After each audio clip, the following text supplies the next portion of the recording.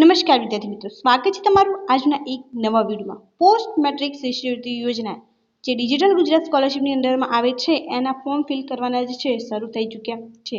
તો આજે આપણે વિડીયોમાં એની સંપૂર્ણ ચર્ચા કરવાના છીએ કે કઈ કઈ સ્કીમ માટે જે છે ફોર્મ ફિલ કરવાના ઓપન થઈ ચૂક્યા છે, તમે ઓનલાઈન અપ્લાય કઈ રીતે કરી શકો છો અને જેમને ઓલરેડી રજીસ્ટર છે એમને કઈ રીતે કરવાનું રહેશે એની સંપૂર્ણ ચર્ચા આજના આ વિડીયોની અંદર આપણે કરવાના છીએ. તો વિડીયોમાં લાસ્ટ સુધી જરૂરથી બન્યા રહો જેથી તમને આની સંપૂર્ણ ઇન્ફોર્મેશન જે છે તે મળી રહે. અને જો ચેનલ પર નવા હોય તો ચેનલ સબસ્ક્રાઇબ કરી ટેલિગ્રામ ચેનલની લિંક ડિસ્ક્રિપ્શન અને કોમેન્ટ અંદર પિન કરેલી છે, તો ત્યાંથી જરૂરથી જોઈન કરી લેજો જેથી આવી તમામ માહિતી જે છે એ સૌથી પહેલાં અને સચોટ રીતે જે છે એ તમને મળી રહે. તો હવે શરૂ કરીએ આજનો આ વિડીયો. આદિવાસી વિકાસ વિભાગ ગુજરાત સરકાર નિયામક આદિજાતિ વિકાસની કચેરી ગુજરાત રાજ્ય ગાંધીનગર દ્વારા જે છે આ બહાર પાડવામાં આવી છે notification.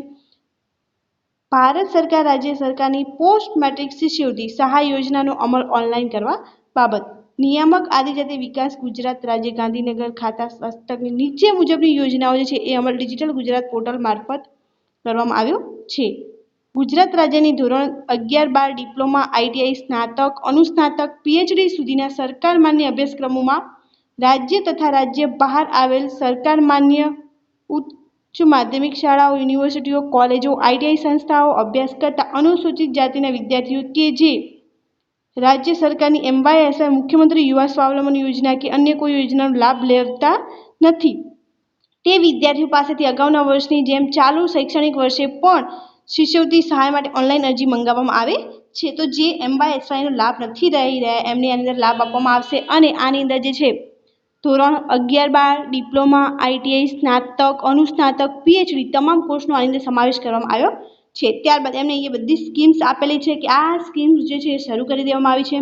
Umbrella scheme for education of ST students post matric scholarship, umbrella scheme for education of ST student post matric scholarship, receipt card students only, post matric scholarship for ST girls having annual family income more than 2.50 lakh, post matric scholarship for ST girls having annually income more than 250 lakh, free ship card, medical loan students only, food bill assistance to ST students, Swami Vivekanand scholarship for ST students studying in ITI, financial assistance to purchase of instrument for medical and engineering students. ત્યારબાદ fellowship scheme for ST student studying in PhD. તો આ બધી scholarship જે છે એના form fill કરવાના જે open થઈ ચૂક્યા છે. ઉક્ત યોજનાઓ અંતર્ગત શૈક્ષણિક વર્ષ 2025-26 માટે શાળા, કોલેજ, યુનિવર્સિટી, આઈટીઆઈ સંસ્થા કક્ષાના અનુસૂચિત જાતિના પાત્રતા ધરાવતા વિદ્યાર્થીઓ માટે તારીખ 15/7/2025 થી પોર્ટલ જે છે ખુલ્લું કરી દેવામાં આવશે. તો જે છે એ આ સ્કોલરશિપ જે છે જેમાં તમારે એપ્લાય કરવું હોય તો તમારા માટે 15/7 આના ફોર્મ ફિલ કરવાના જે છે એ શરૂ થઈ જવાના છે, જેની છેલ્લી તારીખ જે છે 31/8 સુધીમાં શિષ્યવૃત્તિ સહાય મેળવવા માટે વેબસાઇટ જે ડિજિટલ ગુજરાતની છે ત્યાં ઓનલાઈન અરજી કરવાની રહે છે. ત્યારબાદ પીએમ યશસ્વી, ઓબીસી, એસસી એસટી માટે, ત્યારબાદ ઈડબ્લ્યુએસના સ્ટુડન્ટ્સ માટે આ તમામ માટે જ્યારે પણ જે છે સ્કોલરશિપ ઓપન કરવામાં આવશે તો એની પણ સૌથી પહેલાં ઇન્ફોર્મેશન જે છે ચેનલ પર પ્રોવાઈડ કરવામાં આવશે. તો એના માટે ચેનલને જરૂરથી સબસ્ક્રાઈબ કરી રાખો અને તમારે ફોર્મ કઈ રીતે ફિલ કરવું એની પણ માહિતી જે છે આપણે ચોક્કસથી આપીશું.